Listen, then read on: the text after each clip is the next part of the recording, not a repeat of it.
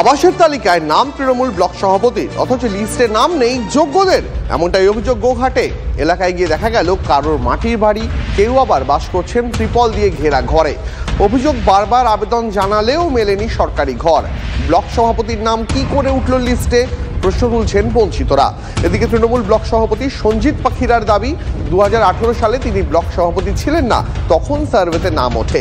বিষয়টা সামনে আসতেই দুর্নীতির অভিযোগ তুলে শাসক দলকে নিশানা করেছে বিরোধী বিজেপি। রাজ্য সরকার যখন নতুন করে সার্ভে করে তখন তো ব্লক সভাপতি, তখন থেকে ব্লক সভাপতি বা ব্লকের একটা নেতৃত্ব স্থানীয় সেই জায়গায় ওকে তো আগেই নামটা বাদ দেওয়া উচিত ছিল।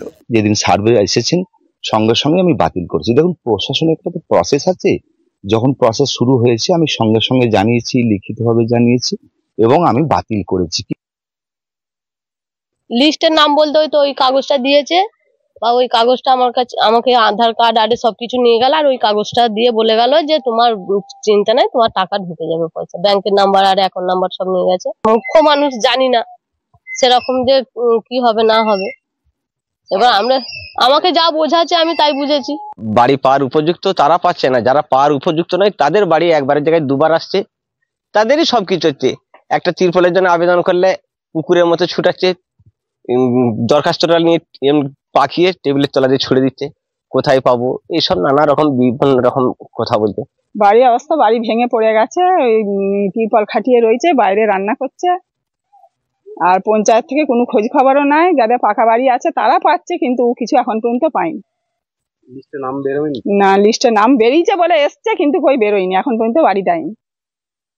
যারা সার্ভে করতে গিয়েছিল বিডিও টিম, কিন্তু সার্ভের সঙ্গে কোনো দলীয় টিম অবশ্য কারো ঘুরতে দেয়নি। ওরা নিজেরা সার্ভে করেছে, সেটা কিভাবে কি করেছে না করেছে, ঘরটা বেরিয়েছে, আমরা লিস্টে দেখেছি আছে। সাধারণ মানুষ তারা বঞ্চিত।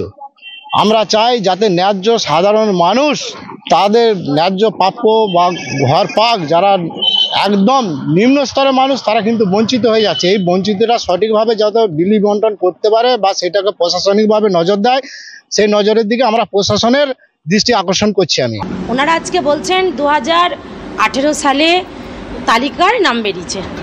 2018 সালে তখন কি পশ্চিমবাংলার সব মানুষের বাড়িগুলো কি বড় লোক ছিল না? তাদের মাথাতে সব ছাদ ছিল, আজকে সব ছাদগুলো সব এই ঝড়েতে ভেঙে চলে গেছে। এরকম কিছু ছিল কি?